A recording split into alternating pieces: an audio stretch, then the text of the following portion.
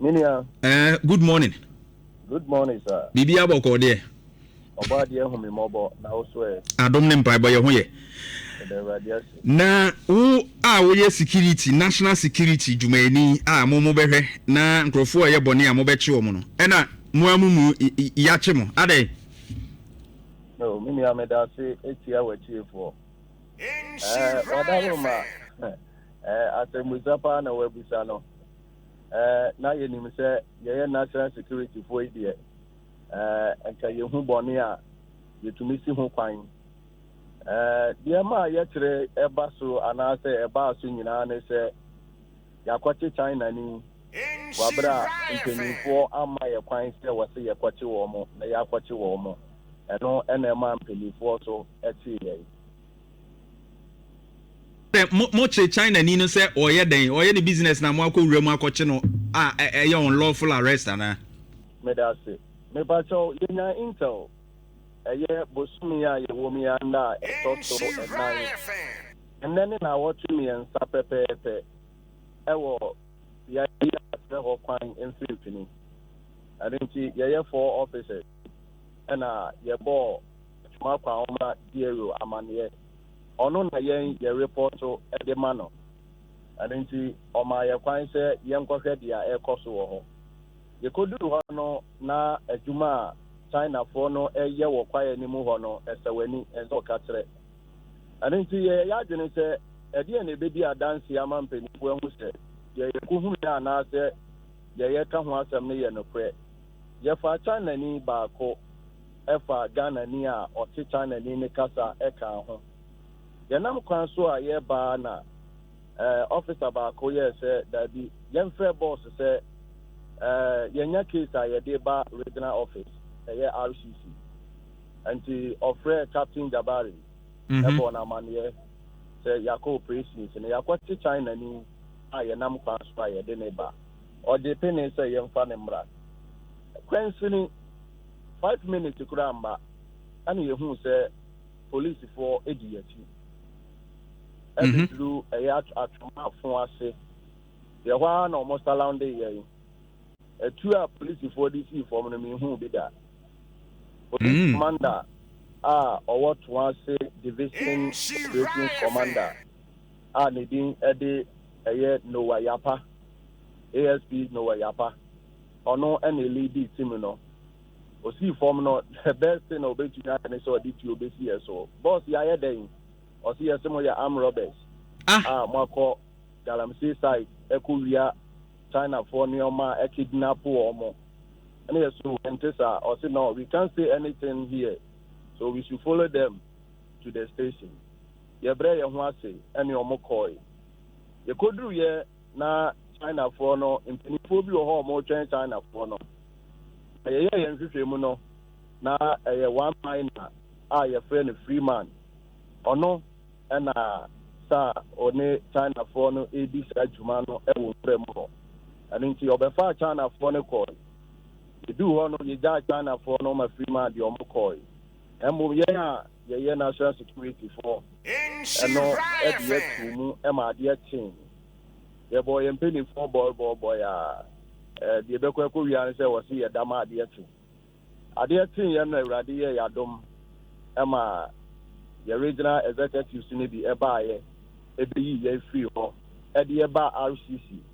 The Bedu RCC, so the entire Sadi se baby mani bobe no num ekobo no nsia na afi eseso mo ro ye ho ne o manyina age ade a ekuta ye bia ye ditu anamo no omoje free nsem including enti mutuo no ne mutu sa hodo ne mo phones ne ID cards ne na da Facebook yi ne musika na ewo mo ho ne ade ne omoje ni nyina gu table su twa ne sei no me pacho yan fan good table so ye de omudigu ye nim etwai okay Chinese ni na ye tie ne no ene Ghanaian ba ko a na o ka ho no the picture omutwa ye no our things was on the floor ne ni table so na de mo tie ni mu no a na no ma ni gu fam no mo ye 4 right me pacho ye 4 una she t-shirt no me pacho de bi me call it back okay me na me say e che no okay yeah right na Yeche Mwansana ofre Jabari because there are some information ye gather say after say arrest him Mwansana ofre more regional lead and commander national security. Me pacho wadaruma ye diero ye report man no die ye ko nwura mu ho ne ye bo na amane ye ti China ni na ye ba no so ye bo na amane se exhibit say na yenya anti ye de nam kwan so aye ba oka kire say ye nhia no RCC the going to the RCC no na say captain ho na was say ye call anti officer ba ko enye me na me ye call no 7 and a ye call no every captain and a captain say yembra anti thinking say implenifo e wo fia o mo twen ye say ye de anamo aye tu ye no ho amane ye beba bebo wo mo not knowing say o mo gather for our arrest.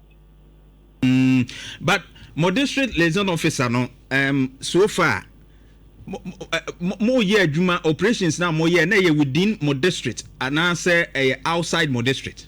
Me pacho na outside your district. But more operations no is that allowed? Wadaroma empenifo no eno aneni mo brofo no.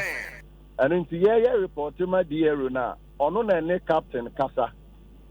Into ono no ma green light then ye betumi proceed.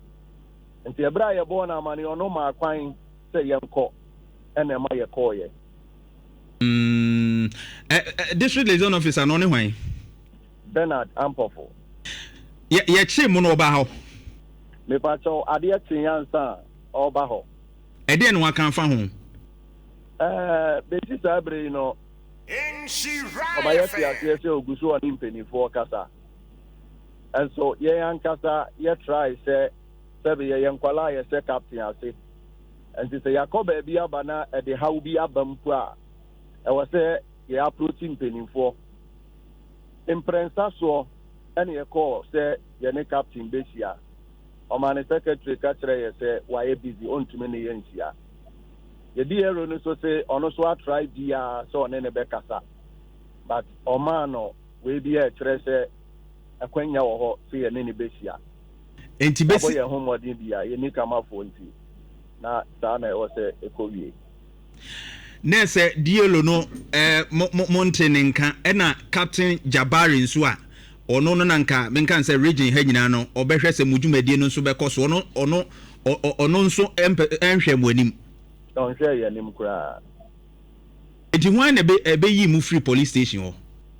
Me pacho Alaji Tasoba any NDC chairman Achuma Kwame NDC chairman and some of the executives and about Swasi police station omodi eba RCC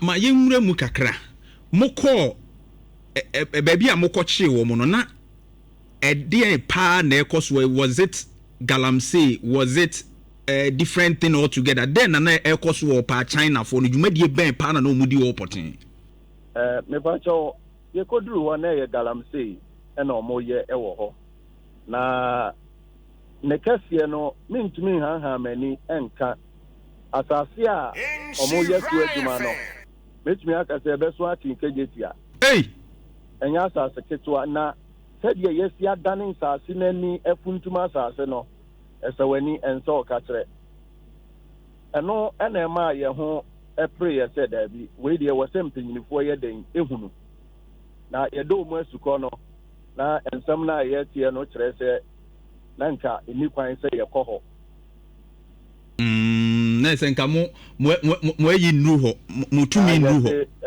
omo yusu we dey say no go area wa bra mo ye galamsey ho no am akopie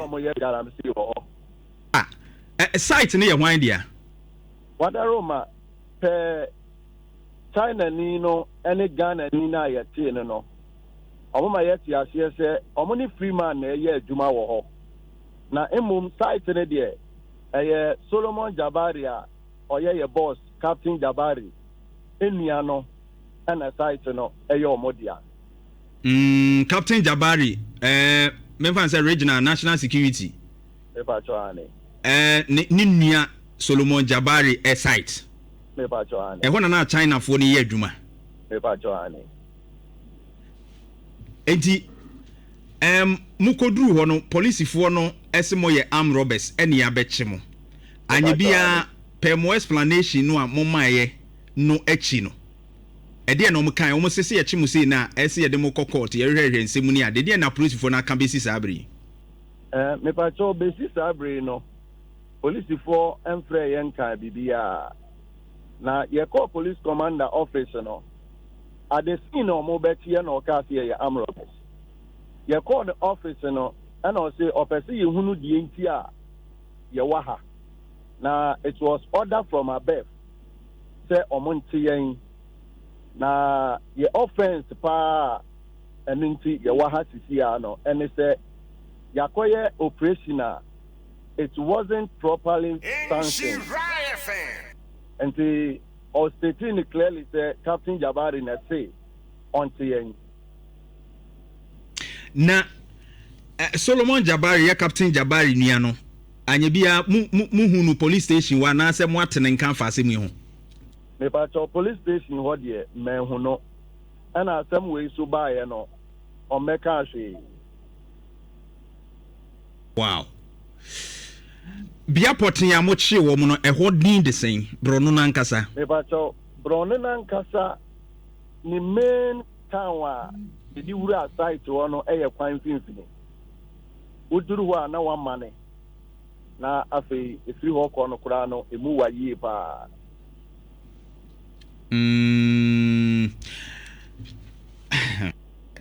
Asem we dey just me kura me sin afem wo ho. Enti for now Captain Jabari emfremu as mo penny on fremu kra.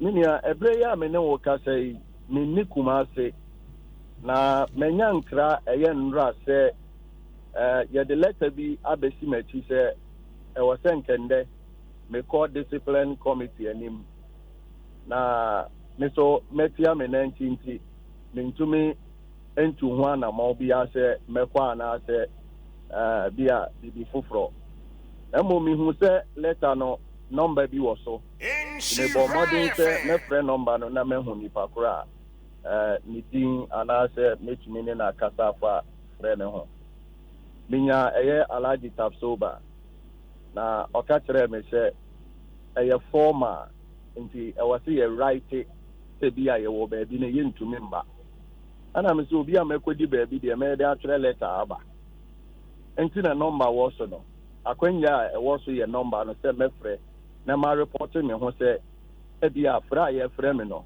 bibi se ntumi mma enti na da Roma mekodi ba bi me beduru a they will hear from me. Wow. But I think say bibisa no de mo gather evidence here and kai bia mo betimi de approve mo ho a kire police for no even Captain Jabari said this was wrong. I mean the course no galam say and is a wrong thing. Mo gather bibisa and whilst mo do one there enu nti ma bia mo effect arrest no. Wadaroma ebra ye take action no say e be for China for no and Chinese ni no.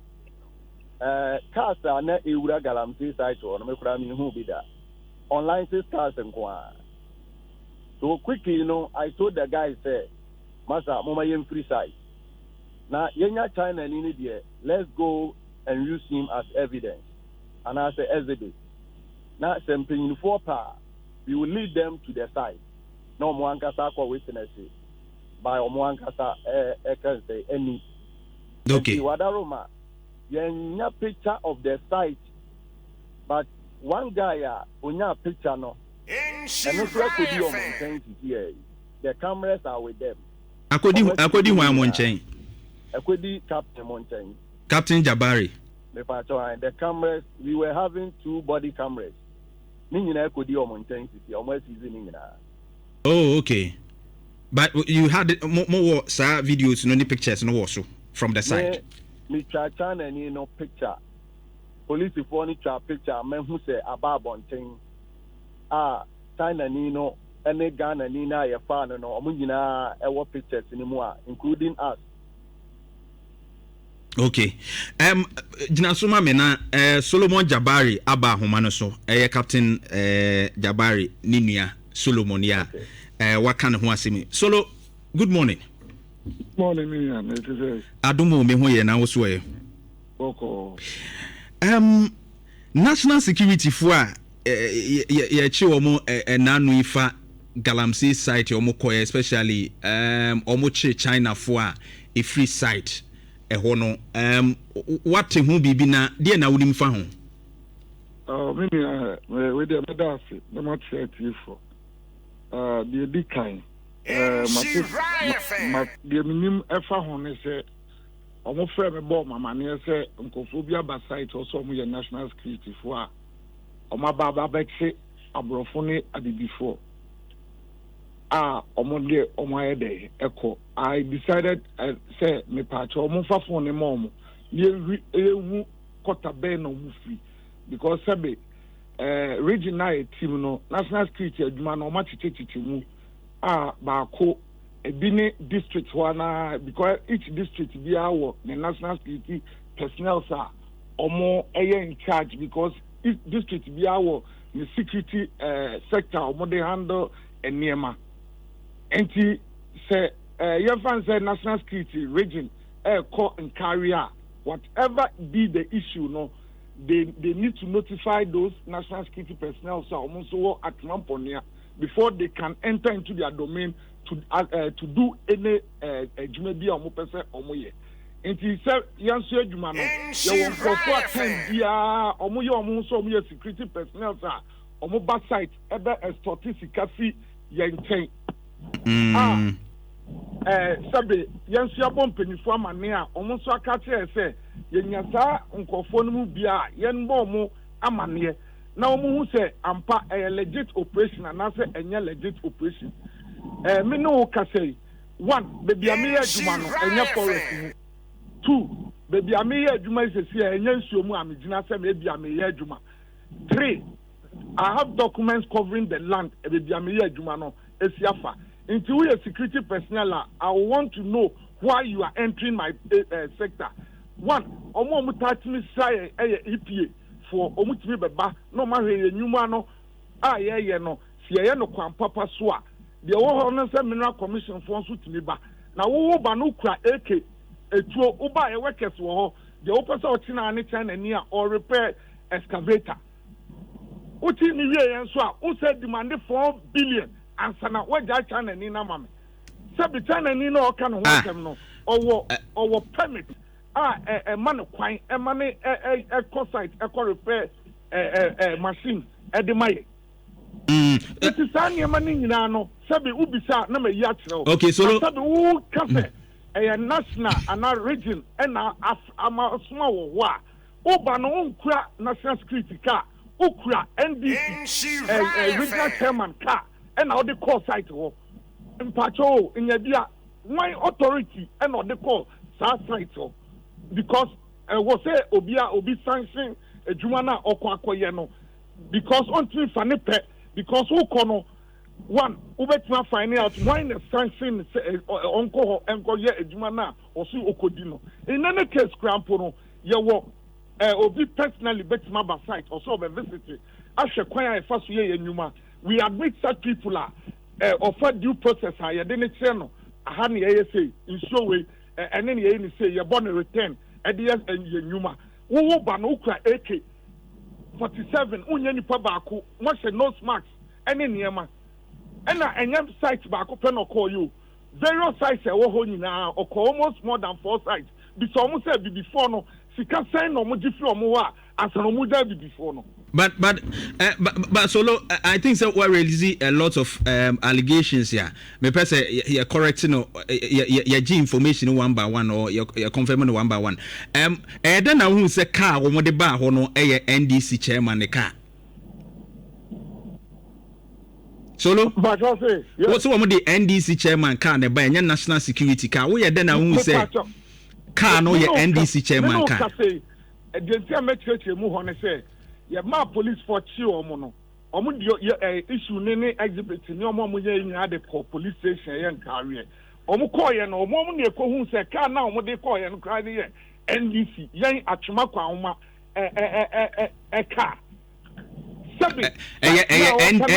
NDC car me pacho site na all count dem be to so no solo yanko no nkakra let's be clear NDC party no car wa atwema kwa homa enye sa me pacho say uka say NDC chairman car there it means that the personal car of NDC chairman no mo de call which is not true. Okay. It's a party. Right. Car. Great. Car for campaign car too. And understood.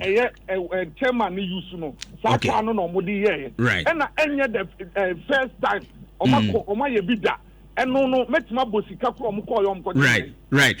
Yanko the next allegations that were raising na confirm my. Also omu bisa say ombeje 4 billion. Eye abanti ya owa homa yisuri also omo so ombeje 4 billion from wo no why no be say scan free no me pacho me wo audios any recording me for the abroad platforms say ubebo amatie fo nyina etie enka me glad for the ma producers see or the number na from wo say wo beti say omo a no mo ka ho a no mo wo ho me workers no mo wo no obetima boama on air omunyina tie attestify because omuwie na wo so omo so forward the man immediately because on phones no so ye betima dey from all enti me was audios ne yinya betima forward the amount is here but may appreciate say obe pushy e dey ama me quickly na right WhatsApp so in no seconds no met send odi send no in the course of it will say omo say so jatade because bronyi no cry handcrophone but later ebe hu so what permit ne niema na Solo hello yes Solo Timenga mini ametonka wadama enti te ko kakra but ba mi misa o site kwan finfini ho na ho na wo site wo me pacho unze asem kan ye kan already so details ni nyina mintimi fa ni nyina so nye de entuda no they omo making allegations see say omo ba kwan finfini omo ba na ho e na wo site wo and I want you to confirm to us say wo site no e ho na wo me pacho bisane say ono andim boy bi a friend Freeman site no omo okọ ho no omo ko bo wan din le bi kan e kire no so be a friend Freeman okay so matewa say wabo Freeman din say omo che China for no cry Freeman ba e be boy my omo epie enti no on said the entire minute more details ne say the construction belongs to me but actually I've leased it out for somebody a friend Freeman now okay ntina ehwo no ye wo dia ba wo dia ma obi documentation ni nyina me na me ye am list ho de map Freeman no de ye na adwuma okay nti me person me point to details but no issues na nya ba and ekoba ne say no a mo anchire mu yi amaya you leave us in the dark and ntina me bisa questions we no enti wa confirm say na ye wo dia but say no wagya ya ma obi na nipa ne di dwuma no right okay da ben ni dey twato a o call site wodi wani ko hwe kwan o mufa so di dwuma no trust me and in fact me call what almost call what wadaroma me fancy you so you mudi in sawoso niema renewal for those things me ye dem omo in fact I don't remember ache enti can you confirm to us said the achi ebi a wo den krata na ma mutumi akowura ho ba bi o mudwumadi a wo mudi no o mundi no said the ese o mudi no na mo bi a de o mo ye ne ye galamsey no o mo ye no oh mini am pacho medical control say mama ye wo agencies are o mo ye responsible for that me no what was serious wo kokogina ho a unhu se ne adwuma no emisisitie into no that one investigation koso I wouldn't want to no but me hu galamsey ya me hu so obi here galamsey ya me hu pacho you I dey there wadaroma so person ostra site no so a kwenya ho wa betimi do akọ ama omo de wa abefa wakọ sure enti no baby a ye gina yi e kire se okọ ho ache nti wo akra no bia information as to the latest updates the ekoso ho na nkasa onye abreast with won for wani huni enti I think say entimi nye so much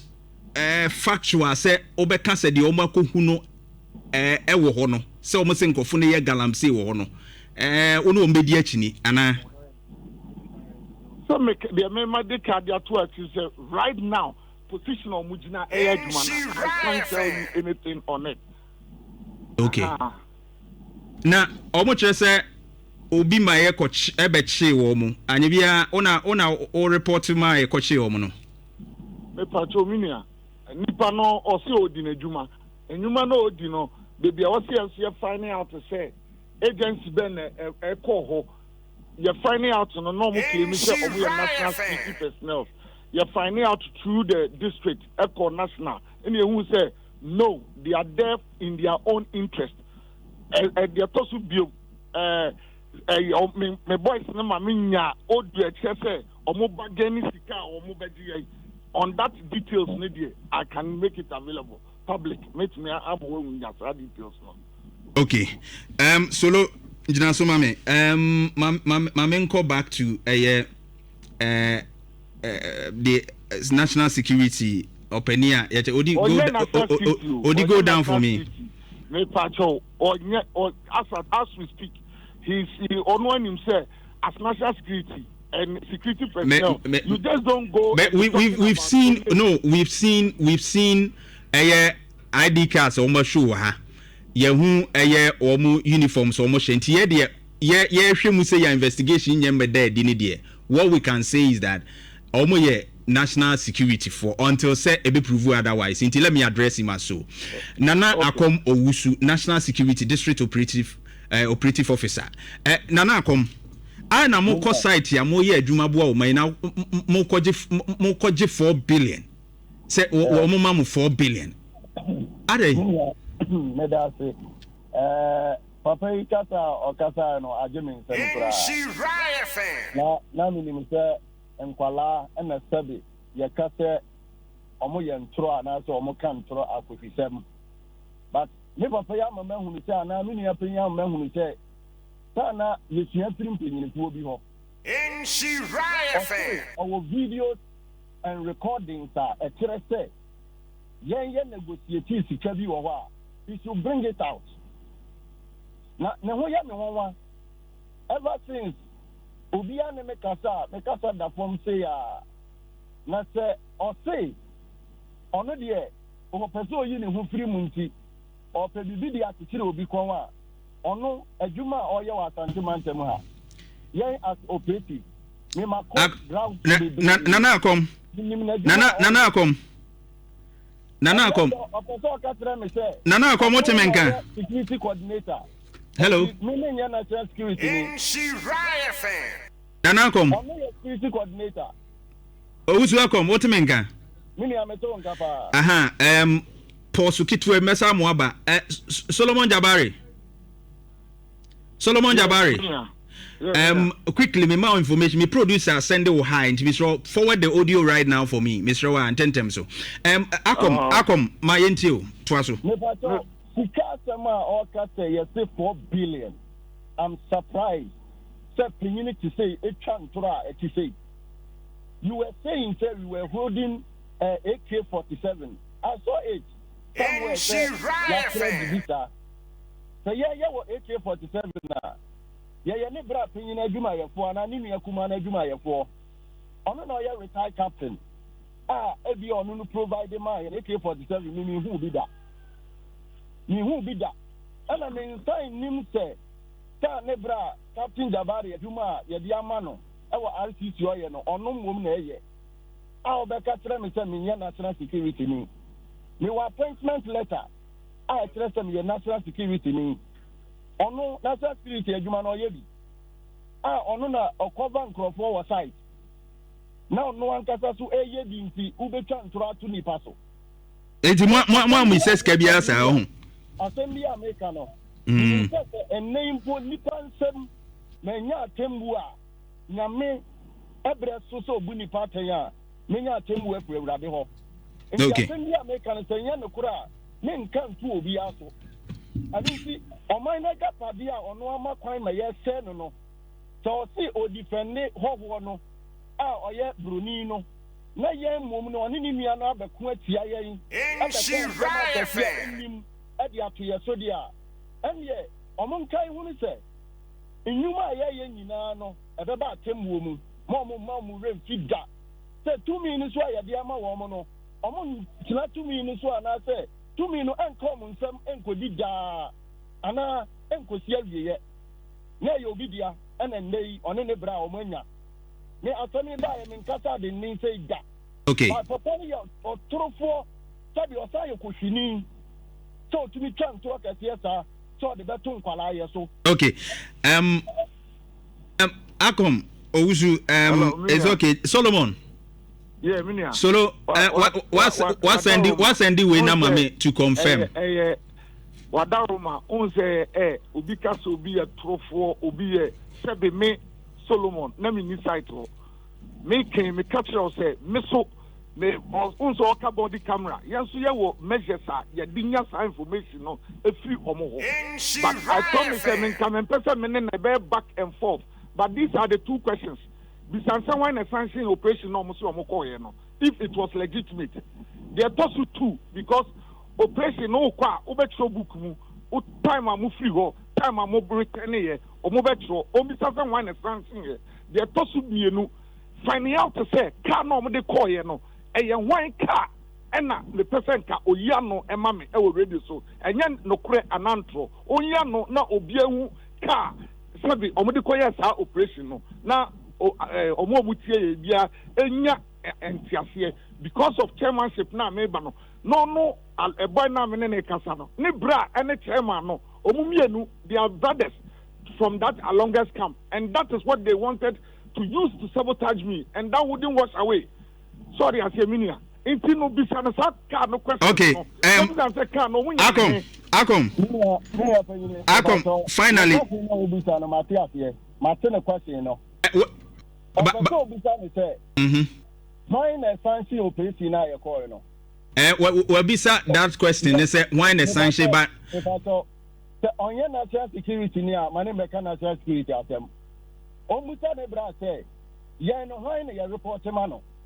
Ye wo district resource officer. Ye report mano no so report to man bra. He should call the district resource officer no. Say did we report before we went out or not? Okay. Me report to man director na. Me will be a report to man no. Okay. All right. To my district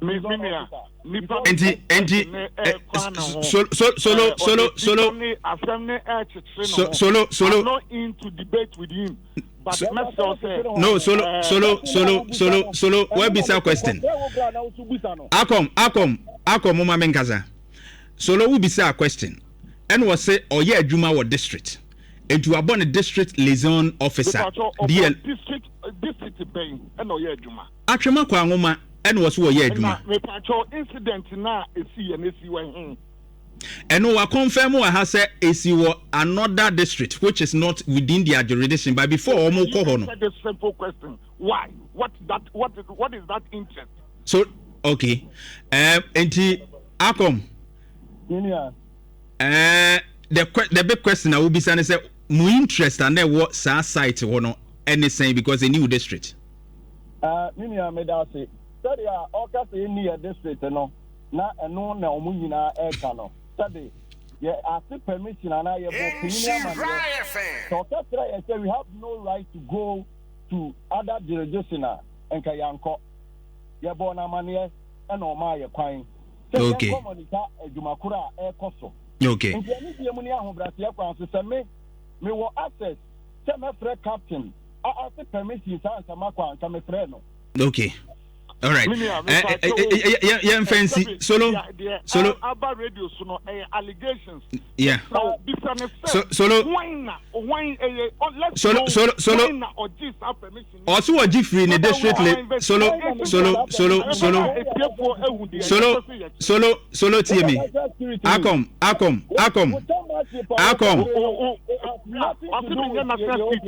Me this soldier complete 15 good years. Meaning they all coming in. I was part of the security coordinator during elections. Inti meaning they all coming in. Na sabi yen ya obi a woni nyuma wodi. Mo ka mo say election asem. Election na wo ka no. When me bra call election na. How eno de ene wo operation no. Ene wade na eye. Ana wo di onyuma wa atwuma kwa no wako pie atwuma bonia. We ko pie atwuma bonia. Yes, wo say obi body pani den. Ye ko pie atwuma bonia. This na o ka no. Lezo officer o se oye no. Ade lezo officer so ni za. Ene ye ko pure water. Ye national security for. Gentlemen, motimenka. Yato nkapa. Okay. Me yasa me bre na ye bre. Nti wude yem fancy but investigations na cost we still monitor. Madam wasi anope. Yes, yeah, that's it. Okay. Hey. Mesem crack manum. Solomon Jabari, brother of Captain Jabari, Region National Security. Ena oti Akon Owusu, Nana Akon Owusu, Ononso National Security District Operative Officer, Atrema Kwangoma. Ena yeno mudi nkomono. Nti yebetwaso. Ma yanko hwe sika sem ne